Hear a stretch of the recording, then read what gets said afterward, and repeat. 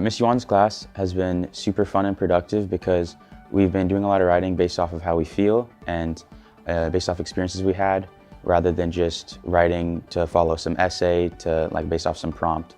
So it's really made me love writing again because we've been doing a lot of writing, like trying new things and just writing to write rather than like writing for a grade. So it's been a really awesome new way of writing for me that I've really fallen in love with. The first thing they do is they take out their journal, which this year we got them these beautiful black moleskin journals. And they know that they are going to be given a prompt. It could be just a free write to write down all the noise in their head, or sometimes they'll say, what are you angry about, or what are you happy about, or anything, and they just go, or tell me about your weekend.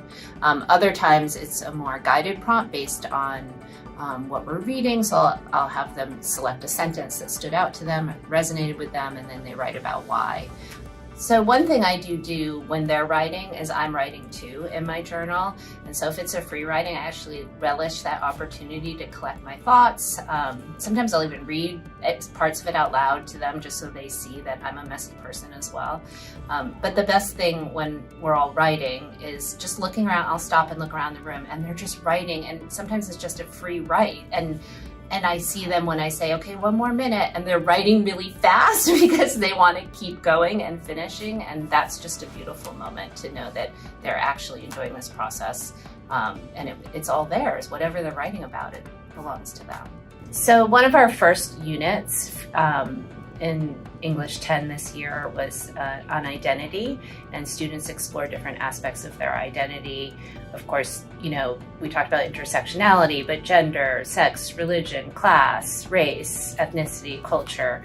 And so they talked a lot about this, and the culminating assignment was to write a piece that was in their own personal voice. So again, encouraging that voice that they've been using in their journal.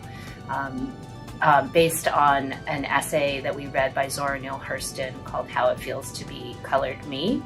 The actual prompt is to take Hurston's idea of how it feels to be colored me, and I ask them, how does it feel to be blank me? And they fill in the blank of whatever it is. For my identity essay, I wrote about how it feels to be biracial me.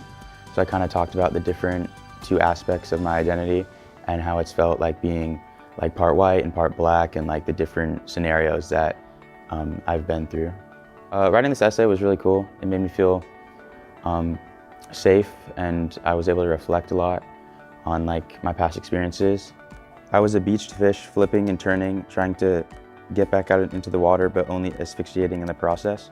So when I was writing that, I was really thinking about like a past experience I had when I was dealing with some racism. And it was just really like how I felt in the moment and like trying to get back like into the groove of things during my day.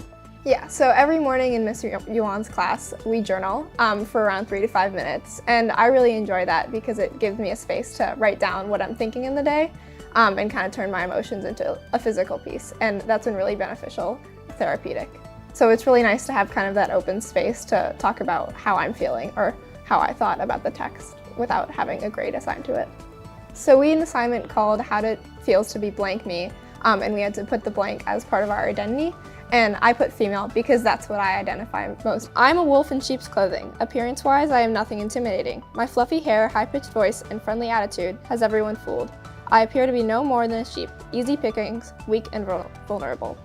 When I was younger, I used to see my female identity as a negative thing, and I really wanted to be seen as a tomboy and a girl, not a girly girl, because girly girls were taken less seriously and less respected. But now as I grow older, I've realized that my female identity is a really powerful thing,